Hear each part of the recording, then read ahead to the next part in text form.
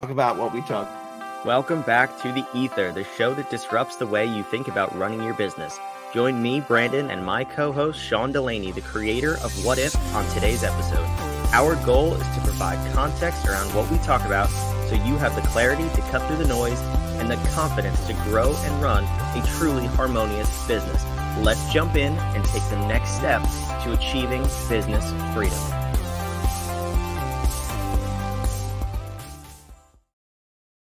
Yo, yo, yo, welcome back to The Ether. Sean, guess what? Where's your bucket hat? Yo, yo, yo. All right, what? You want me to have a bucket hat? Yeah. Someone is either listening to this or they're not. Is that, how good is that joke? That's terrible.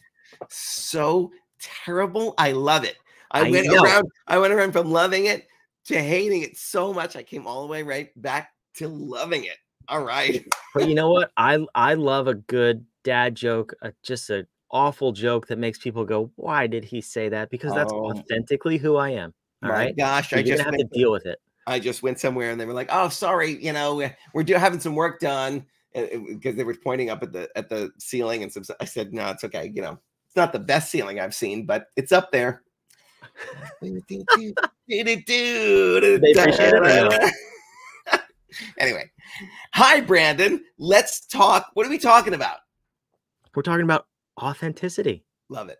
And that's how we roll, right? We bring humor and light to situations. At least we try. Some people keep up with us, some people don't. Actually, one more for you. I didn't tell you this. You'll appreciate this. I was in Home Depot the other day, and I was buying, I don't even know what, it really doesn't matter, like floor cleaner or something. And I go to check out, and at Home Depot and Lowe's, they always ask you, do you have a PO number? Now, there should be a policy at both of these stores that after 8 a.m. and if you have kids with you, you are not a contractor. So why are you asking me that question? That's a different conversation for a different day. But this lady, like, she was miserable. I could tell she was miserable. And I said, I'm gonna spice up her day here. So she goes, do you have a PO? And I was like, no, but I have a little bit of BO. Does that matter? And she just like totally didn't understand the joke. I was like, what are you saying? So do you have a PO number? Yes. But I was like, you know what? That's authentically who I am. I love to try to make people laugh, and sometimes it works and sometimes it doesn't. It's amazing. My response every time when here's the cashier, beep, beep, and they go, how are you? If anyone at any place asks me, how am I? My response is, I am transcendent. And they go, usually it's like, what? And they suddenly, or they'll go, oh, wow. What? There's never been, no one ever, because that is such a power positive statement. It's over the top ridiculous. I am transcendent. It doesn't matter what's happening. I am up here. It pulls people up. Maybe not all the way to where you are, but it pulls them up from where they are, always, every single time. If they speak the language, they go, ooh, right? $10 words matter. Well, you need to talk to the Home Depot cashier lady, because she needed to go a little bit closer to transcendent than wherever she was. And yeah, someday we will talk about the time I saw a woman at Borders bookstore. Borders, you're dating yourself. Right? She had, let's tell the story now. She came up, she comes, I'm checking out. Beep, beep. Bought a lot of books. It was Christmas time. Was buying gifts. She comes up angry. Goes, I need a manager. Like, and the guy's like, what? And she has this the door handle, the handle to the door in her hand. And she goes, this ripped off when I tried to open the door. And the guy's like, what? And she's like, you need to fix this. And I was like, oh my God, that's incredible. She goes, I could have been injured. I go, but you weren't. Now I'm involved, right? I go, but you weren't. And she looks at me, she goes, what? And she goes, what? And we're like, excuse me. And I go, you weren't hurt. I go, maybe you can't be hurt.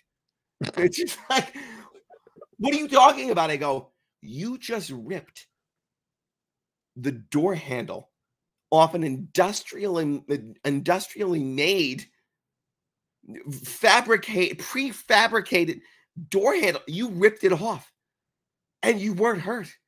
This might be your origin story.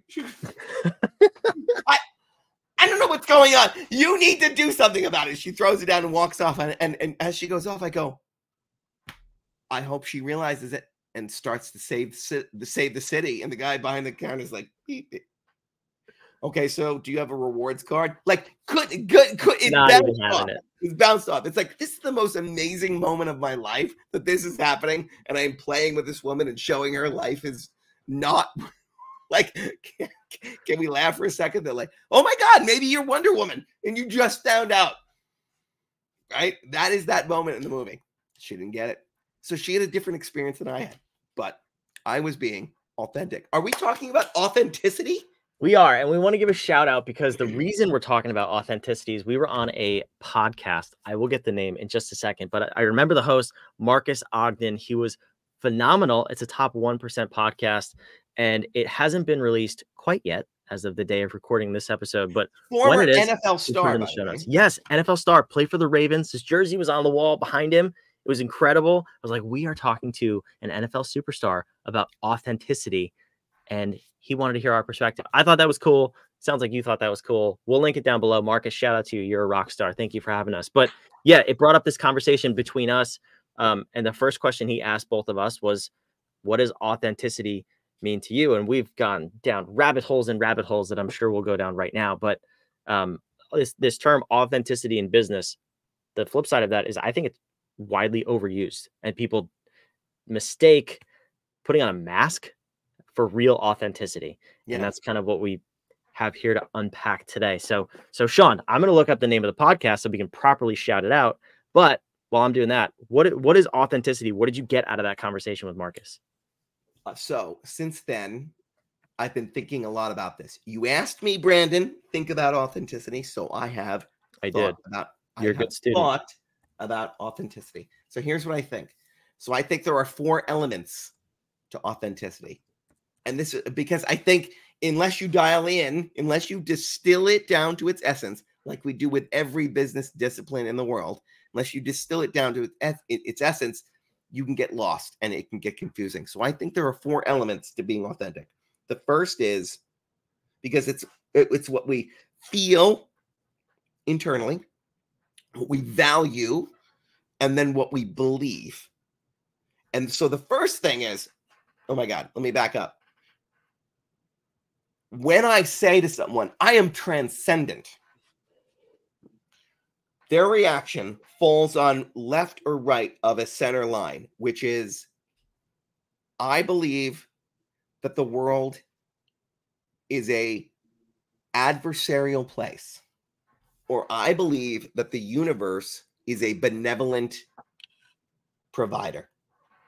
So the world is against me and I fight it, or the world is 100% for me. This is the life happens to me, life happens for me.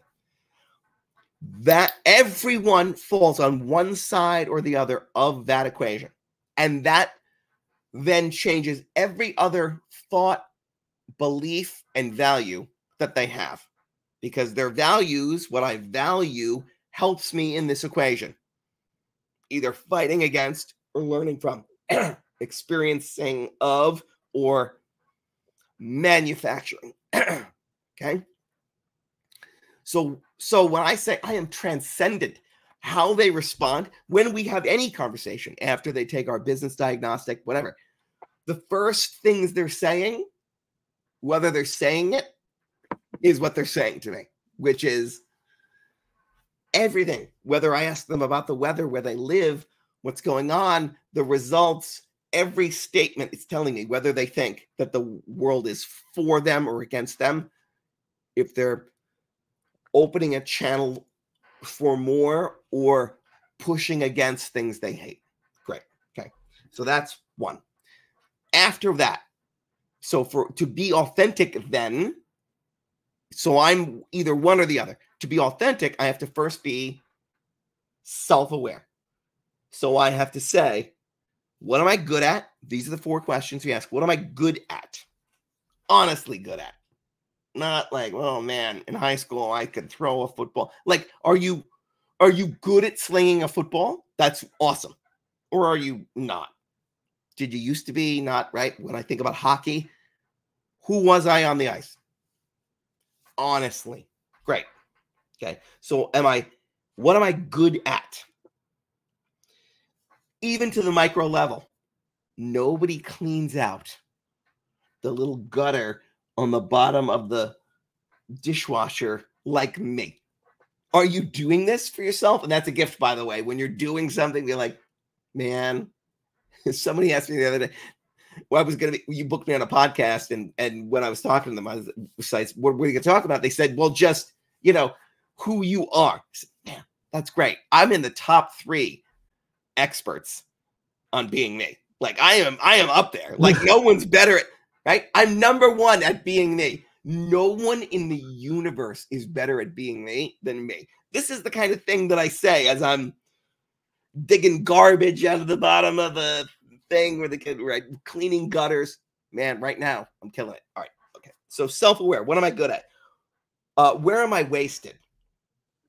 So this is when you'll ask me, you're great at this, Brandon, but for everyone's benefit, like I wouldn't ask you to do certain things where it's going to be a struggle for you, or it's going to take you 2 more hours than it would take someone else. Same way where you're like, well, I could fix this, but that sounds like it's a you thing, not a me thing, right? Because where am I wasted? I can do it. Everyone, because no one wants to think you can't do a thing. Of course you could do it. Brandon, tomorrow I could make you the general manager of the New York Giants. And you go, well, what do I know about it? You'll figure it out because you understand the dynamics and the principles and the things. It's going to take you longer than other people, maybe. You have to learn a whole bunch of stuff. But the fact that you understand the 10 disciplines, you'd probably be a better GM than they have. Oh my God, are they going to take away my Giants tickets? All right, shut up. So, okay. But what am I wasted at? Meaning every hour in, does an hour in get us 12 hours of value, or does an hour in give us 30 minutes of value?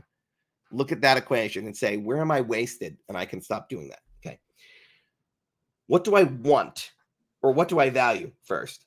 So how do you know what you value? You know what you value when you feel appreciation for it. I know I value loyalty above almost every other thing because I appreciate it so much when I see it in my life, in a movie, on a commercial. Oh my God, Dad's crying. I'm like, I'm not crying, right? My family knows when we have family movie night, there are certain things in movies where when it happens, Dad has to go to the bathroom, and they're like, oh, there he goes. And I'm like, oh my God, give me a second. And I own it. I know it. I'm a crier, but so I know myself and what I value there. Okay, great. And then what do I want? So the delta between, do I know where I am, and the delta between where I am and what I aspire to, and then drilling down to that. Okay. So that's self-awareness. If you know those things, you're self-aware. Great. Second thing is honesty with myself and others. So, and that requires vulnerability, because if someone says, no, I'm honest. Really? Dad, because you've never said you're shit at that. Like my dad is Irish and he can do it with the best of them. We have a joke where we'll look at something and I'm like, yeah, that's called a stick out because it sticks out. He'll make it up when he doesn't know because he can't ever not know. Okay. So he's not, I love him, but that means he's not vulnerable, which is willing to say, here's what I am, right? This is when I say to you, and Brandon, let's look at the schedule. We're going to be speaking. We're going to Seattle for 3 days. And at some point I'm going to need a nappy, or I'm going to need a nap. Yes, gotta have it. these things, because, and for me to say those things to you is I have to be vulnerable and accept that you're going to either love me because the universe is additive, or hate me and pull me down because it's adversarial, and I'm going to be less likely to be honest if I think this way. So I got to be here. So I have I'm to gonna be make fun of you because I love you, and it's gonna come full circle. well, but that's that's the Ouroboros, right? The snake is eating its tail. Yes, absolutely. So all right. So third thing, I have to be impervious, just like I did right there, or whatever you're saying, doesn't matter. I have to be impervious to outside criticism. So when we go to a party in Silicon Valley and a physicist comes up Named Brad, right? And a physicist named Brad comes up and starts punching at Humanop and the beautiful thing they've built. It's like, okay, not only doesn't that affect us, but oh my God, in humorous, authentic, grounded state, I'm going to be like, physicist, I haven't heard of a less useful thing than a physicist. Like gravity, every physicist tomorrow could die and gravity still works. What are you doing? And wow, what a fun conversation comes with. Anyway, so impervious to external conversations. This is societal norms, peer pressure, the media, any of this stuff. When you start feeling bad, when you see or hear anything, the second you start feeling bad, that is your true self telling you you're believing something that isn't true. Okay.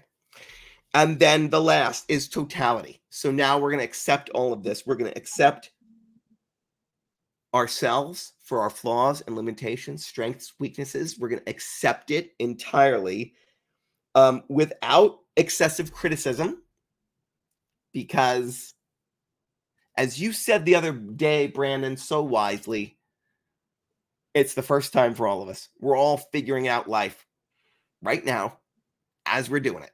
So there's no should have done, should have this, but the past is gone the second we let it go.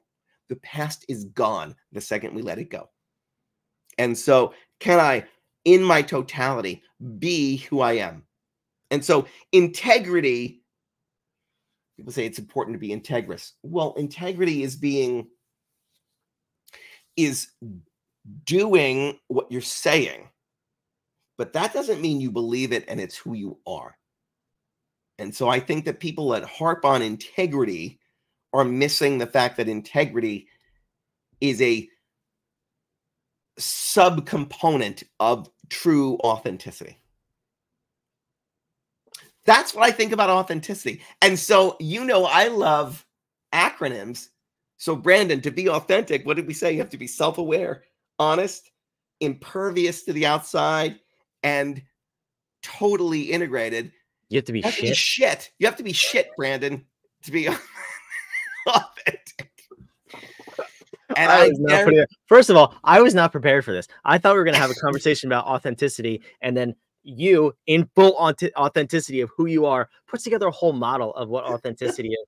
I was not putting together shit as you were going through it, but I'm glad that's what it is. Because what's our purpose? To get people to internalize it and change. So if you're authentic, you're shit.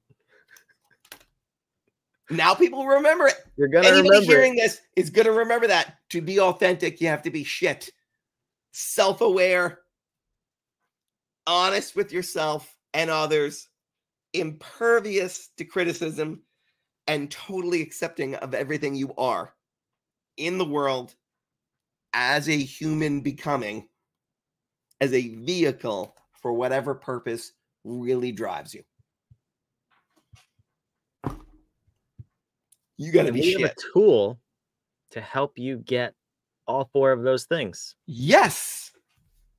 Should we talk about the tool, or should we tease it for a later episode?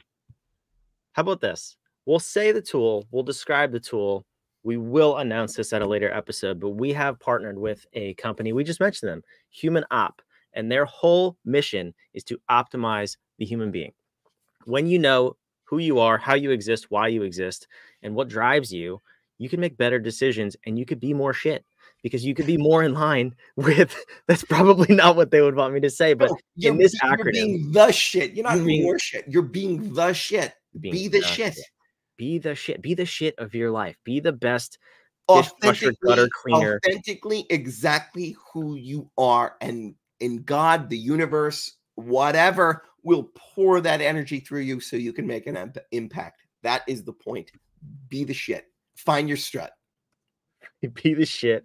Find your strut. That's the tagline for this episode. So we're gonna put a link to Human Up in the show notes. They have an assessment that will blow your mind. It'll change your life. It changed both of ours, and we have a massive announcement around that coming out in the next couple of months from the recording. Ooh, look at you!